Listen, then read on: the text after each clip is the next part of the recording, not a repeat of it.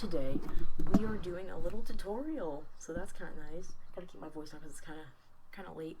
Gotta be quiet. But anyways, so this tutorial today is about how to host a UHC, whether it's Reddit or maybe you want to do a recorded round or really whatever you want to do. This is going to be how you host it. Now, to start off, you need a good UHC plugin. And there are a lot of UHC plugins out there. Now, I know how to use this one, Ultra Hardcore Reloaded, the best. So that's why I recommend using it, because I know basically every little in and out thing about it. Very few problems with it. So yeah, it's good overall. So first of all, what you're going to want to do is you're going to need to download, well, you're going to need to make sure you have a server. We use Multicraft or Mindspan. So yeah, we use Mindspan and we have Multicraft. So there's like our IP and our port and all that, and there's the name of the world, which we actually need to change to no space. And you want to make sure that if it's you can set it to 1.9, but I would suggest, since this plugin is 1.8 only, set it to 1.8, or actually I think it works with 1.7, and to change to 1.7 you have to upload a jar file, I'm pretty sure, for 1.7, because they don't have 1.7 listed on here. So this will just be for 1.8, although I'm sure you can substitute in 1.7 by downloading it and putting it in the jar file, and then it will change and adjust accordingly. So you're going to want to go ahead and set the world to mod spigot 1.8.8.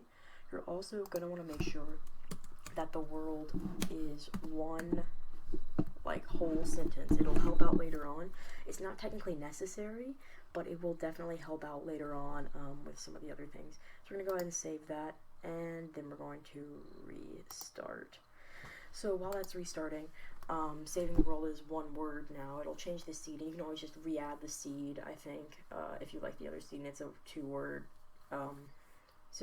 name, whatever. So anyways, so to download Ultra Hardcore Reloaded, you're going to want to pull it up on bucket.org, and they have a lot of stuff written here. I'll explain all this, don't worry.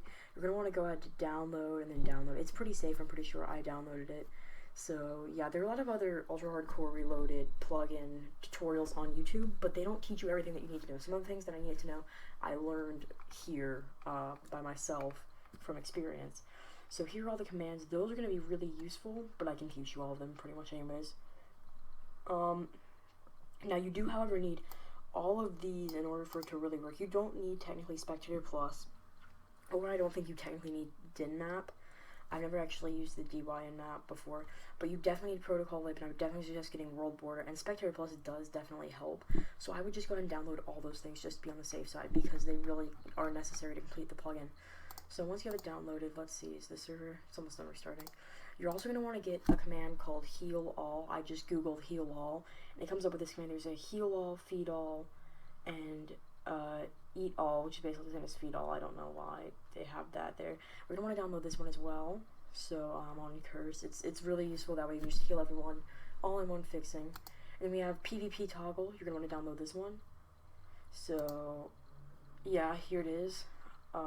It should be, it'll look like this on dev bucket, and it'll have PvP, the PvP globals thing you're going to be working with. Don't worry, I'll teach you the commands for all that. Alright, so let's go back to Mindspan. Looks like it's still restarting, but in the meanwhile, we can go ahead and go Files, and let's just show you how you would install these things. You're going to go to FTP File Access. You're going to type in your passcode. And when we first tried the FTP file access, we thought we were typing in the password correctly and it still wasn't working, so I don't know if we were using a different password or if it was just being glitchy. If that happens, I don't know how to fix it. It fixed itself after like a week, probably less. So I think it'll fix itself eventually. Maybe send an invoice if your FTP file access isn't working. Whatever. Anyways, you're going to see a lot of different things here. Find the one labeled plugins. Click on it. As you can see, I already have a lot of things installed. I have Spectator Plus, the UH plugin, World Border, DynMap. I also have Script, which will be another thing you need to download. I'll put all these download links in the description below. You're definitely going to want to also be able to download Script and Admin Essentials. I'll leave a download link to that as well. Those are all super useful things. Basically, how you upload the plugins, I actually need to upload two of them. You click Upload, you go Browse on your computer. You're going to go into your Downloads file. You're going to want to go, so once you're in your Downloads file, you're going to search it up, so we need the PvP toggle installed. I chose the UHC without PvP toggle. Eek, that was stupid of me. And then I need the heal all command. This is also how you would install other plugins, like if you wanted to do Blood Diamonds or Cut Clean. In fact, I think I still have Cut Clean installed on the server right now. So yeah. So you're going to press Submit. And you're going to go back. And I suggest doing it in the FTP file access, and as you can see, they should be here. Yeah, pvp.localwall. So I suggest doing this in the FTP file access, although technically you could go to BugGit plugins. They have a lot of different plugins on here. The problem is they don't have a huge variety, and a lot of them are like outdated or don't work. However, that's where I got my admin essentials, and I think that's also where I got a couple of the other ones. Cut Clean, I think I got from there. So yeah, you can always use BugGit plugins. Yeah, there's that. So anyways, once you have those installed, you're going to restart your server again. Yay, restart. Alright, so the server is done restarting, as you can see by this little green thingy. So we're going to go ahead, we're going to go to config files. So first of all, I suggest going to server settings. There's some things in here that you need to do. Whitelisting. Why is that disabled? I guess I should enable that. I don't know why that was disabled. Not really sure. So game mode, it'll say survival. You don't really need to change that. The plugin will do that for you. Message of the day, you can change what the message of the day is. Server name, you know, you can change that. The main thing that I suggest that you do, unless, well, first of all, enable command blocks. True that those can be useful. The main thing that I suggest you do is, where is it? Announce player achievements. I would set that to false. The player achievements can be extremely obnoxious. They'll continue to pop up in chat and people complain about them, and they are kind of laggy and crap. I suggest you set them to false. Now you could be doing the UHC where you want people to see the other achievements that other people get, but I suggest setting it to false because it's really annoying. And then that should be about it in here. You know, save that.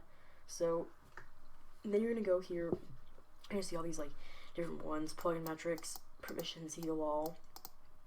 What you're going to want to do is you're going to want to go to the second page, look for your plugin. That is the UHC reloaded. Click on the config. So it's going to give you all this info right here. I'm going to go ahead and explain everything.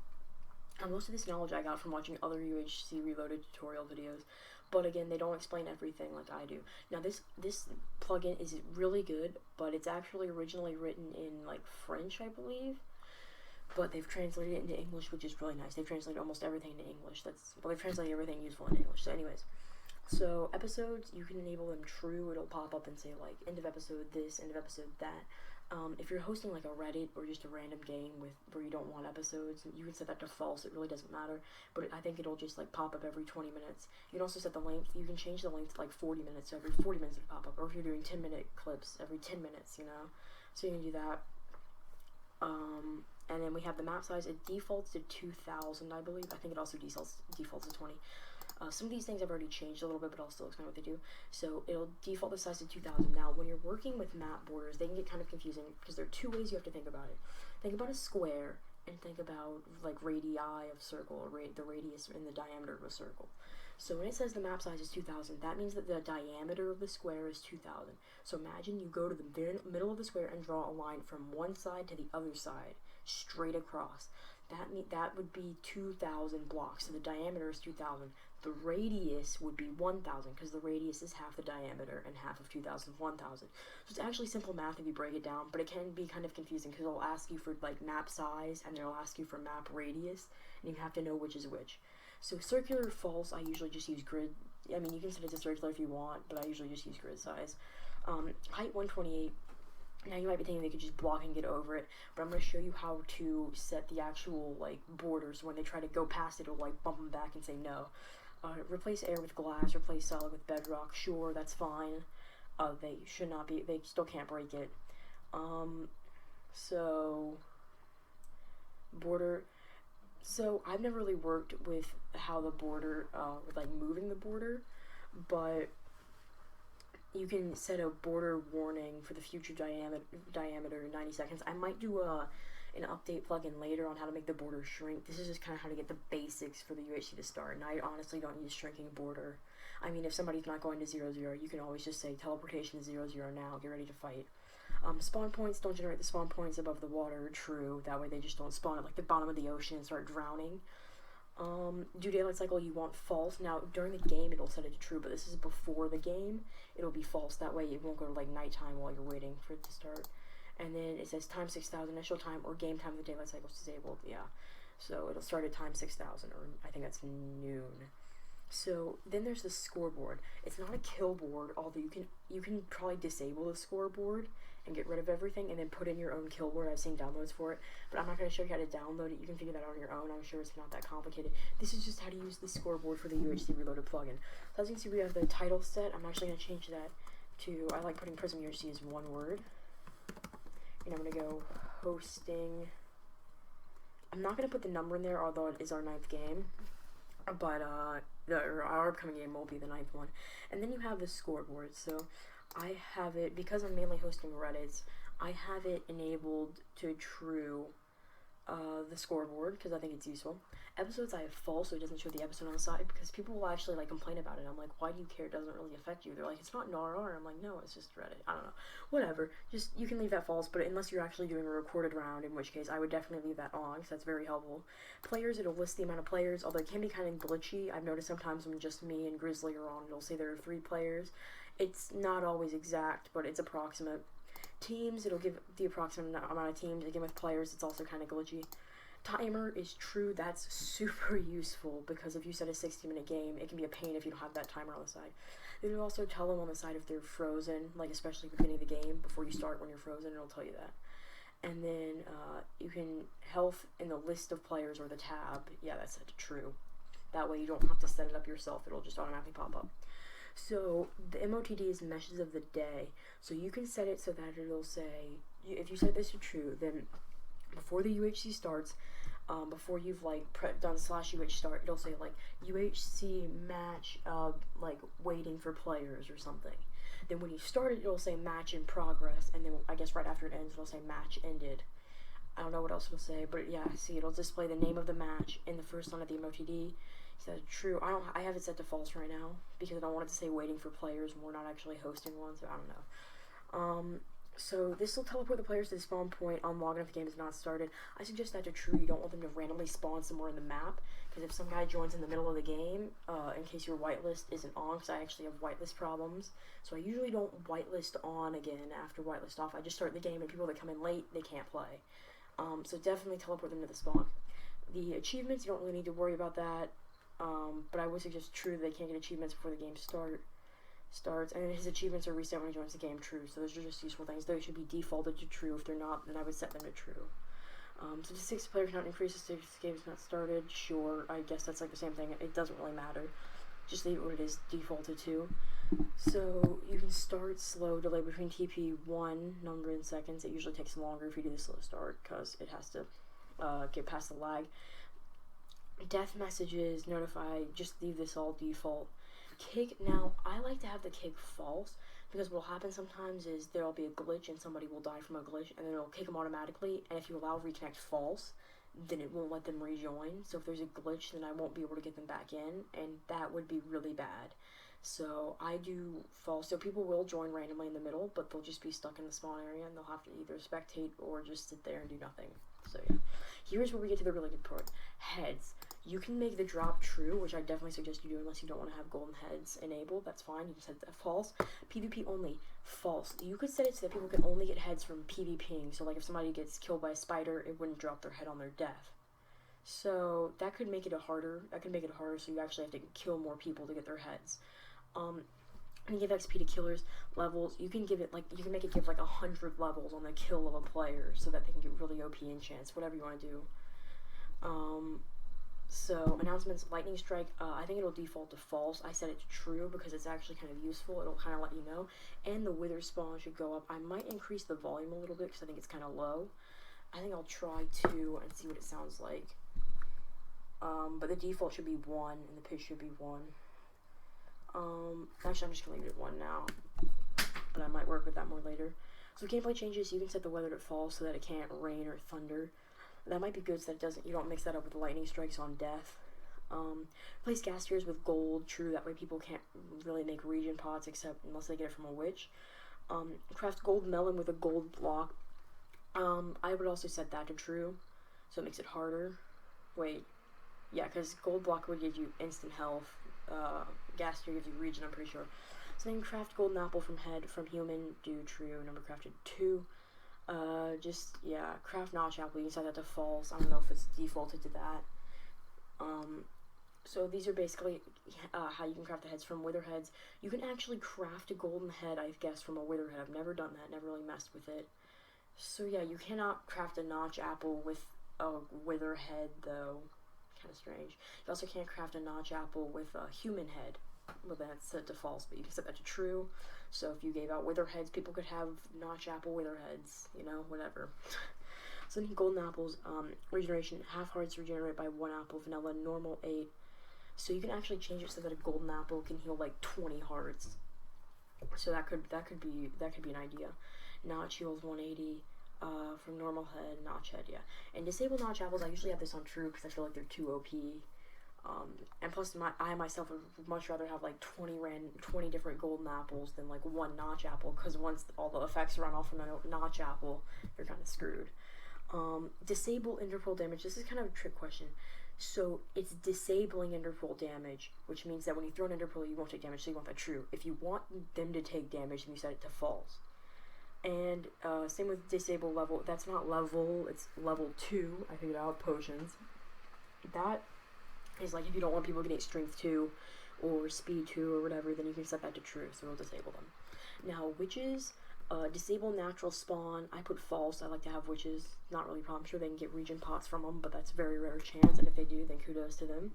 Disable lightning spawn, false, from a villager. So I'm not disabling the spawn, I'm allowing it. I guess when lightning strikes a villager, it makes a witch. I've never heard of that. But, okay. I'm probably some nub right now, right? So, they also have these tracking compasses. You can make, I think they have crafting recipes right here. Yeah, see, they have the easy one, the medium, and the hard, and I guess they have certain amounts of uses, or they can only go so far with their tracking abilities. So those you can have enabled, and that's just, you can enable those, I just leave them on. Nobody ever really uses them. I don't even think people know that they exist, because it's just kind of odd trying to make them. Team options, can see friendly invisibles true, allow friendly fire.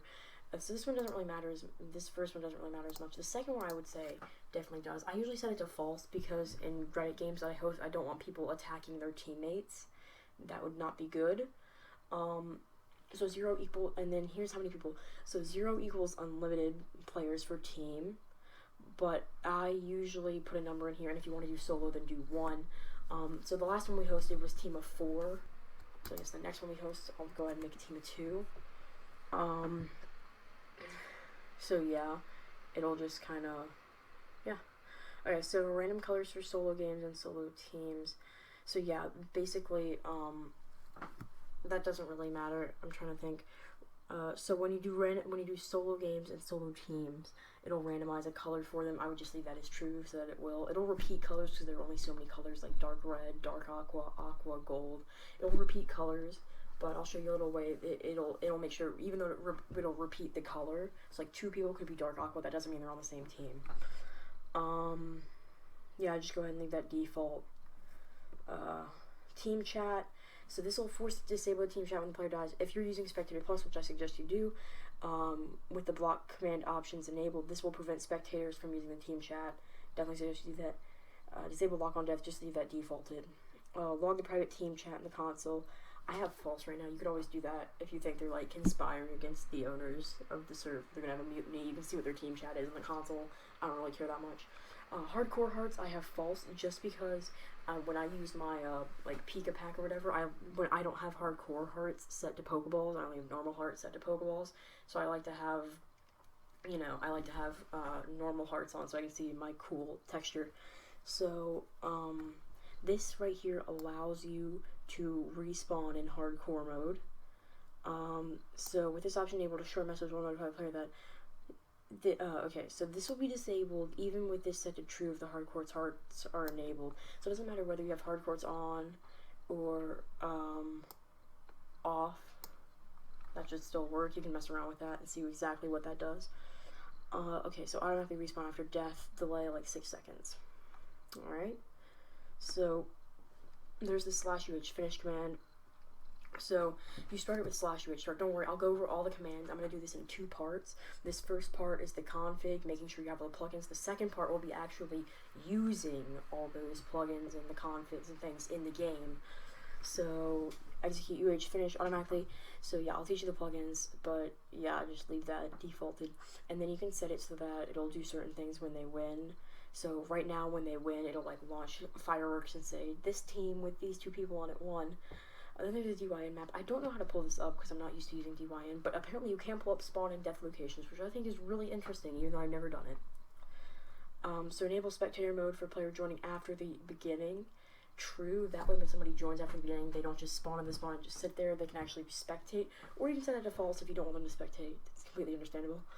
So this right here, wait, oh, I thought I actually got... So these are commands. You can put commands in here apparently that you can set, like this will be commands that start when the server starts. I tried putting commands in here. Like I wanted to put in a PvP toggle command right here, but when I put it in, it still didn't work. I might go ahead and test that. I don't know. I'll probably test that another day, and I'll put like a little extra add-on video to this if it works. But I tried like putting PvP toggle on so that I don't have to do that manually. You can mess around with that, and also so you can also set some after the game ends. I'm not exactly sure how it works. I'm gonna mess around with it some and check. So pro tips, yeah, that's the sound they make. These pro tips will pop up at the beginning of the game. It'll be like, if you can take damage now because you're invincible for 25 seconds, blah blah blah. So you have all the crafts. You have golden head true, compass easy true, compass medium true, compass hard true, whispering melon true, no inch golden apple true. I'm not sure what that means, the last one exactly, but just leave it defaulted and you'll be fine probably. Start invincibility true, that's good. That way if they spawn on the tree, they can like jump all the way to the ground and they won't take damage. That's actually the pro tip.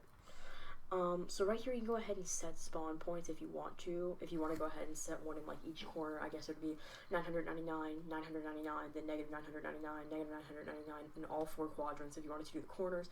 You could go ahead and preset spawn points if you want to, but you don't have to. And there's the format to do it. Just tab over 4 spaces or space bar 4 spaces, put a little dash, space again, XZ, and you would go ahead and set one. But I don't suggest doing that because I've got a more efficient way of setting spawns. Unless you specifically want somebody to spawn somewhere, whatever. So these are pre-registered teams. This is a really, really useful command. You can do the teams yourself so that only you can manage the teams. But let me tell you, when you're hosting a big Reddit game and there are like 50 people messaging you what teams they want to be on, it can be a pain in the butt. Holy crap.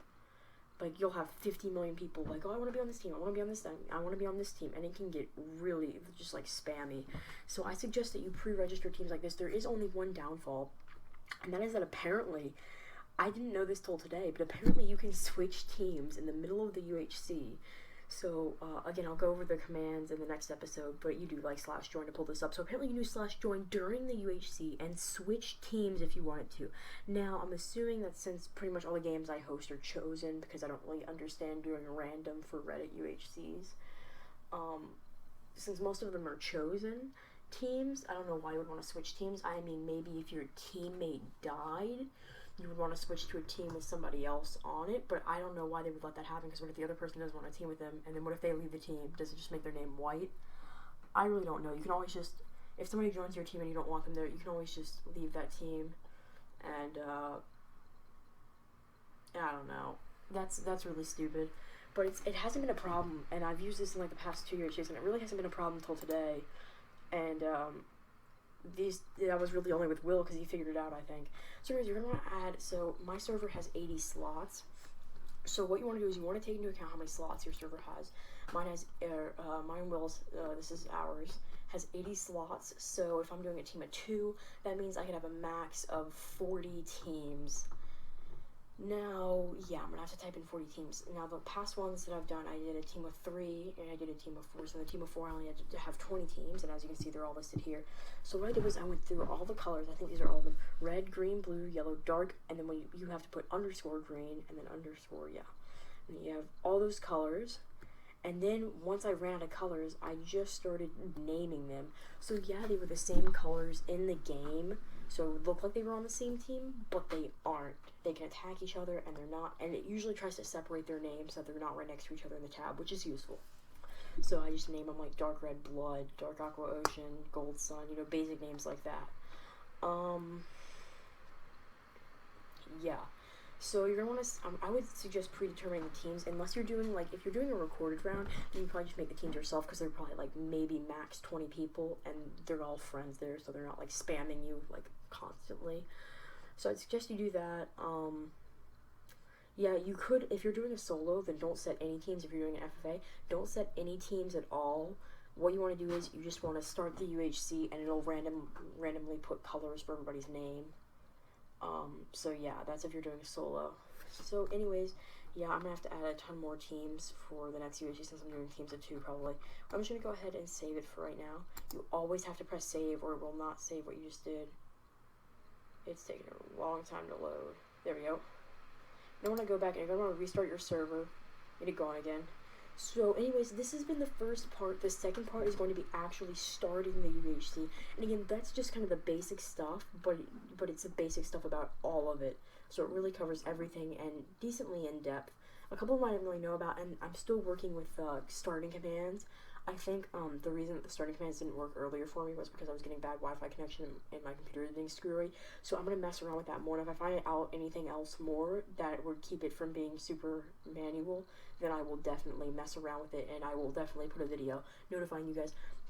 So anyways, this has been part 1. I hope you guys all enjoyed, and again, don't forget to restart your server after you make changes, and I'll see you guys all again in part 2, where we'll find out how to start the UHC. Until then.